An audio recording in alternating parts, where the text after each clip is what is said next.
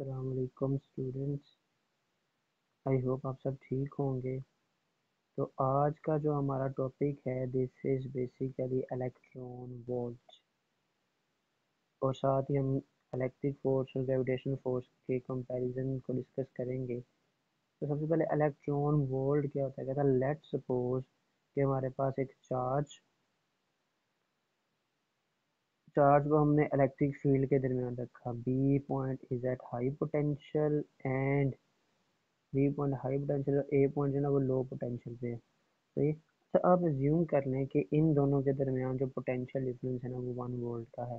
Potential difference में भी 1 volt का होना चाहिए। ये वैल्यू कोई भी आप अज्यूम कर सकते हैं, ये 9 और 10।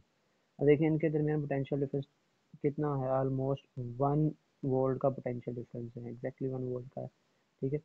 अच्छा, जब हम चार्ज को यहाँ पे रखते हैं तो इलेक्ट्रॉन को, तो इलेक्ट्रॉन जो है वो इलेक्ट्रॉन पे डेफिनेटली नेगेटिव चार्ज होता है, वो मूव करेगा टुवर्ड्स द पॉजिटिव प्लेट। ठीक है।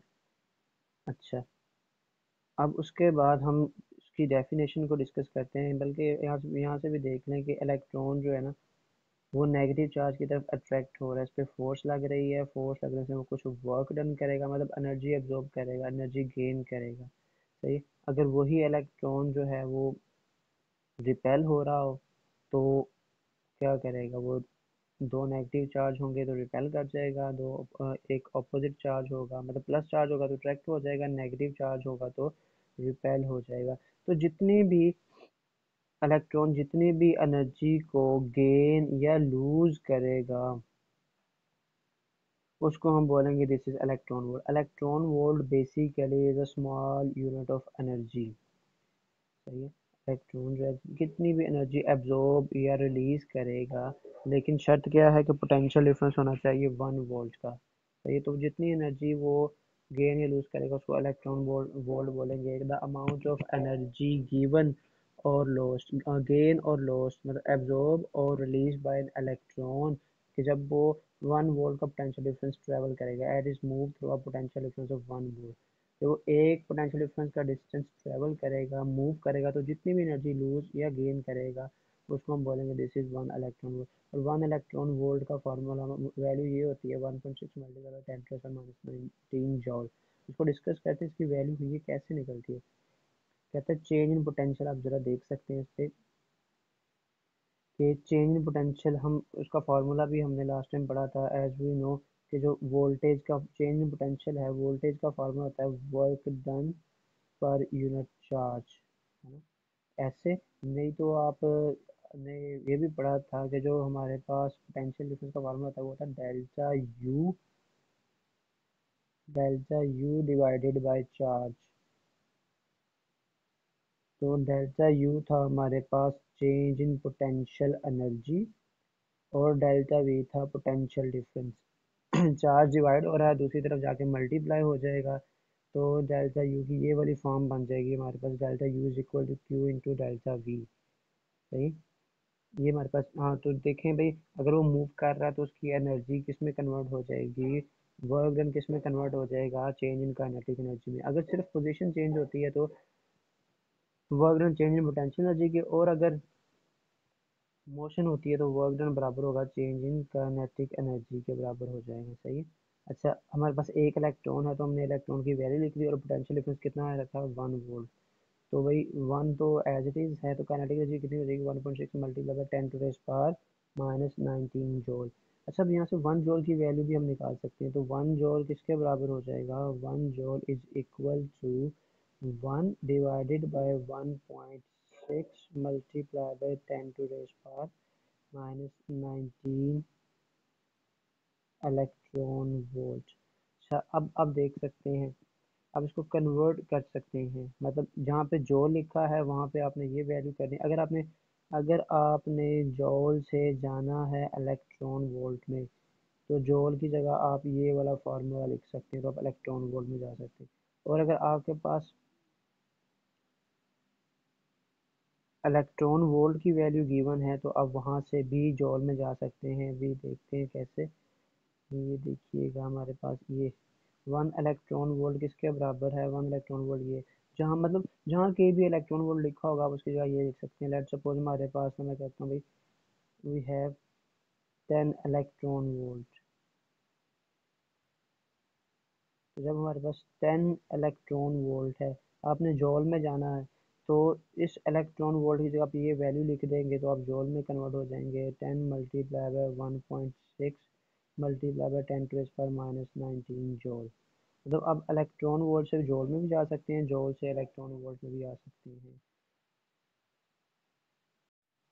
अच्छा जनाब, उसके बाद हमारा जो अगला टॉपिक है, this is comparison between Coulomb's law and gravitation law. तो एज वी नो दैट कि ये दोनों ही फोर्सेस हैं, तो इनमें कुछ सिमिलैरिटीज भी होंगी, कुछ डिफरेंस भी होगा।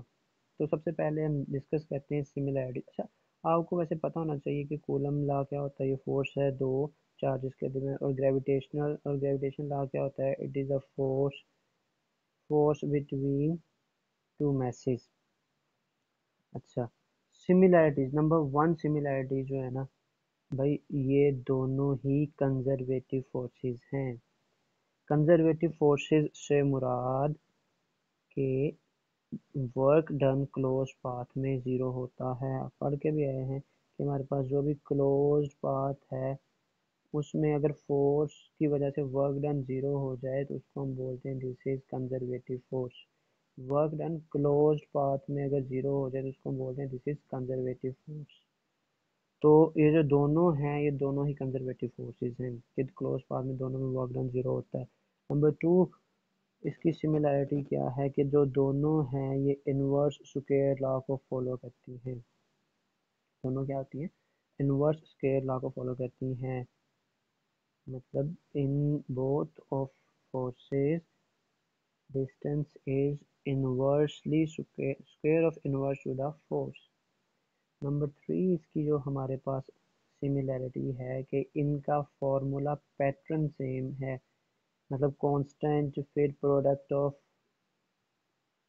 That thing which causes the force, यानी कि यहाँ पे अगर आप देखेंगे यहाँ पे दोनों चार्जेस का प्रोडक्ट है, दोनों मैसेज का प्रोडक्ट है। पहले तो सबसे पहले कांस्टेंट आ रहा है ना, दोनों में कांस्टेंट आ रहा है, फिर दोनों में प्रोडक्ट ऑफ वो वाली चीज़ का प्रोडक्ट आ रहा है कि जो फोर्स काज करती है, फिर इनवर्स, ये दोनों ही स्क्वायर ऑफ डिस्टेंस के इनवर्स हैं। मतलब इनका फॉर्मेशन सेम है, फार्मूला पैटर्न सेम है। इसको आप ऐसे भी लिख सकते हैं, electric force in terms of point charges is similar to the gravitational force in terms of point masses। फिर ये दोनों ही बेसिक फोर्सेस ऑफ नेचर हैं। दोनों का ही ओरिजिन हमें नहीं पता चल सका, इसको इसमें बोलते हैं बेसिक फोर्स ऑफ नेचर। ये दोनों ही प्रिंसिपल ऑफ सुपरपोजिशन को फॉलो करती हैं। ये तो हैं इसकी सिमिलैरिटीज़ हैं। अब इसके बाद इसकी डिससिमिलैरिटीज़ पे भी गौर करते हैं। मैं अभी आपको इसका आगे व्यू भी दिखाऊंगा। इसका व्यू मतलब कि एक ही पेज पे दोनों की सिमिलैरिटीज और डिससिमिलैरिटीज दिखाएंगे। अच्छा, अब उसके बाद इसके डिससिमिलैरिटीज पे आ जाते हैं। तो सबसे पहले हम इसको डिससिमिलैरिटीज में ये लिख सकते हैं कि ये जो फोर्स है ना दो चार्जेस के दरमियान, इलेक्ट्रिक फोर्स दो चार्जेस के दरमियान है। ग्रेविटेशनल फोर्स जो है वो दो मैसेज के दरमियान है। ठीक है, ये हम लिख सकते हैं। फिर आप देख सकते हैं कि दो चार्जेस हैं। मैसेज तो हमेशा ही पॉजिटिव में होते हैं, मैसेज तो हमेशा पॉजिटिव में हो सकते हैं। ठीक है, अच्छा, ये चार्ज दो पॉजिटिव भी हो सकते हैं, दो नेगेटिव भी हो सकते हैं। सही है, जो चार्ज की नेचर है ना, चार्ज की नेचर डिफरेंट है लेकिन मैस की नेचर तो एक ही जैसी है। ठीक है, तो हम इसको ऐसे भी कह सकते हैं। अच्छा, अब ये भी देखें, दो चार्जेस के दरमियान अगर नेगेटिव साइन है तो दोनों एक दूसरे को अट्रैक्ट कर लेंगे। सही है, रिपेल भी कर सकते हैं, अट्रैक्ट भी कर सकते हैं। ये चार्ज की नेचर है ना, ये पॉजिटिव नेगेटिव है, जिसकी वजह से ये जो फोर्स है ये अगर अगर सिमिलर नेचर है तो क्या करेंगे, दोनों ही दूसरे को रिपेल कर देंगे। अगर ऑपोजिट नेचर है तो अट्रैक्ट कर देंगे। मतलब अट्रैक्शन भी हो सकती है, रिपल्शन भी हो सकती है, लेकिन in terms of gravitational force ये only on depends upon attraction. मतलब कि ये सिर्फ सिर्फ अट्रैक्शन कर सकते हैं, रिपल्शन नहीं कर सकते। ठीक है। अब ये जो हमारे पास इलेक्ट्रिक फोर्स है ये शॉर्ट रेंज फोर्स है। इलेक्ट्रिक फोर्स जो है वो शॉर्ट रेंज फोर्स है। अच्छा, जो ग्रेविटेशनल फोर्स आप देख सकते हैं कि ज़मीन की ग्रेविटी कितनी ज़्यादा है, कितना जितना ज़मीन का मास बढ़ा है उतना उसकी रेंज कितनी ज़्यादा है, इस वजह से हम इसको कहते हैं this is long range force.